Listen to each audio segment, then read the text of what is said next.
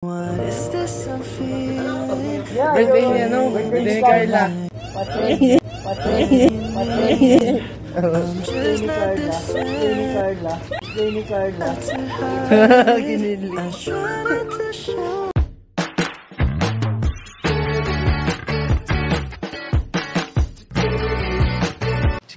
Si Kuya Jens, ano yan, reactor natin yan.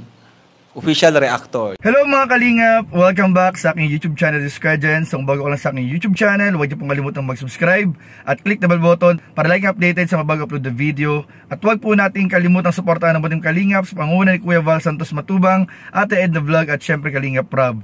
At pakisuportahan din po ang aming mga kasama sa buting kalingap. Nandiyan po ang K-Boys, Kalingap Partner, Kalingap Reactor at lahat po ng charity vlogger sa buong Pilipinas sa tumutulong sa mga kabayan natin na lahat may hirap. Suportahan po natin lahat, guys. So in mga kalingap, bago po tayo magsimula ng ating pagbibigay ng reaction video at mga update mga kalingap sa tambalang jump car, dito po ako ngayon mga kalingap, sa bahay po nila Kalingap Rob para dalhin po ang blessing para kay Jomar at kay Carla. Pero bago rin yun mga kalingap, ay gusto ko po magpasalamat sa lahat po ng sumusuporta sa akin, kay Kuya Nel at sa buong KRSR, sa buong team Kalingap, sa mga K-Boys at sa aking mga ginagawang vlog, reaction video at yung mga live po namin. Maraming po salamat sa lahat po ng mga nagmamahal at sumusuporta sa akin. Dahil kagabi po mga kalingap, sa live po ni Kalingap Rob ng top 20 Kalingap Reactors ay kauna-unahan pong nangyari na tayo po ay naka-top 1 mga kalingap. Grabe, sobrang maraming po salamat. Talagang ibang klase po yung tuwa na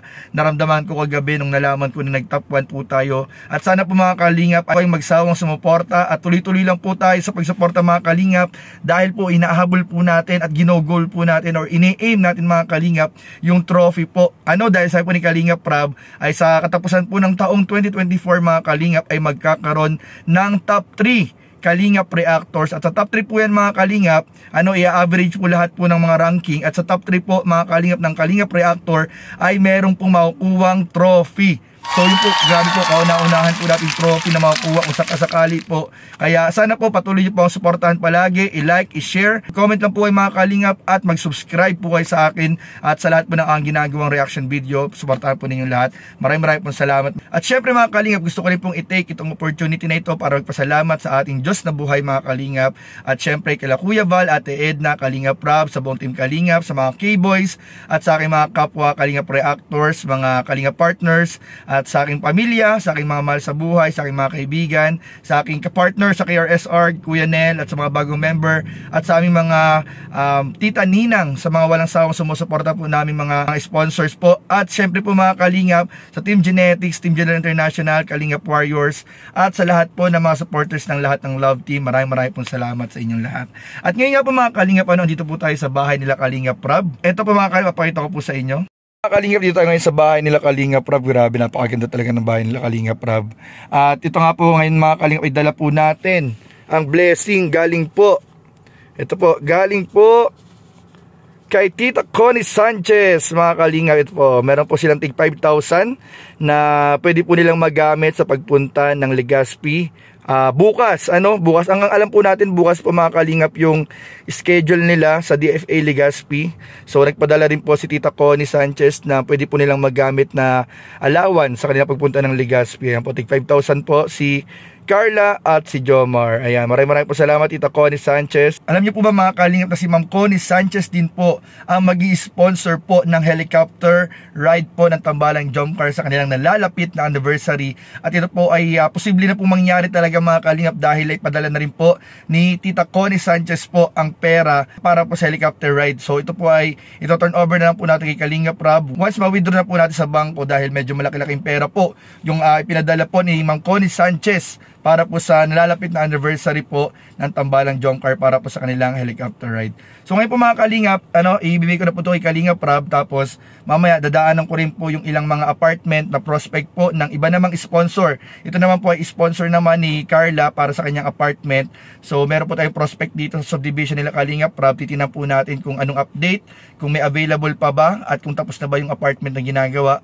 At meron pa rin tayong ibang mga dadaanan mamaya na tiningnan po ng sponsor. So mamaya po tingnan po natin kung ano pang i-share natin sa inyong video. So samahan nyo lang po mga kalingap. Mamaya rin po mga kalingap, meron din ako sa inyong papakita na video po, nakuha po natin sa kasamahan po natin sa K-Boys na video po ni Jomar at ni Carla na very sweet po mga kalingap habang nagkukulitan mga kalingap sa 7-Eleven. Grabe, sobrang sweet po, parang mag-asawa, parang yung si Mr. na nag-iintrega po ng pera kay Mrs. Ganun po yung mga datingan at itsura nila mga kalingap. Nakakatuwa po dahil sobrang sweet at sobrang mas lalong naging close po si Jomar at Carla after po ng Palawan. So yun lang po mga kalingap, mamaya po abangan nyo yung update natin sa apartment po na dadaanan po natin dito sa subdivision nila Kalingap Rab. So yun lamang po. So ito po mga Kalingap, dadaanan po natin yung apartment na ginagawa dito sa loob ng subdivision nila Kalingap Rab, dahil una po ito yung prospect sana ng sponsor, pero under construction pa po siya, pero malapit na po mga tapos. Pero ang update po ng sponsor, parang may mga nakuha na raw po or parang wala na pong available. So, tignan po natin kung anong update at kung meron tayong matatanungan dito guys na kahit worker sana, tanong natin kung may available pang Ito po mga Kalingap. Ito po yung apartment. Maganda sa sayang. Matanong po natin guys. Samahan niyo po ako. Sir, pwede magtanong po. Sino pong pwedeng makontak dyan sa apartment na yan? Yung may-ari? Yung may-ari pa siguro. Matanong po sana kung may available pa sana, sir, na apartment na pwedeng marenta. Sino pong pwedeng makontak kaya? Ito. Sinate itong kuya pang Sino pong pwedeng makontak dyan matanongan kung may available pang apartment? Kailan po magiging available? endorse po nito ay ngayong July. Ngayong July? Tapos buwan. Parang July pwede nang malipatan yan, ganyan, Endorse pa lang po ito sa may-ari. Endorse pa lang. Pero yung pinaka-turnover niya? Baka po mga August ito. August. May contact po kayo ng may-ari para matanong kung may available pang Bigay ko po ng number. wala po kayong number dyan ng Bigay po dun sa kapatid. Napunta po yung kapatid dito. Ay, kasi wala po akong Pwede po mag-iwala lang ang number? Bigay po kung kay boss na lang. Maiwan ka na lang po ng number. Iwan na po ang number. Yung kapatid ko yata ay nasa ibang bansa. Napunta po ito katiwala. Ay. Ibibigay po doon pa sa kapatid. Ano po kasi? Kaya nasa loob lang ng subdivision.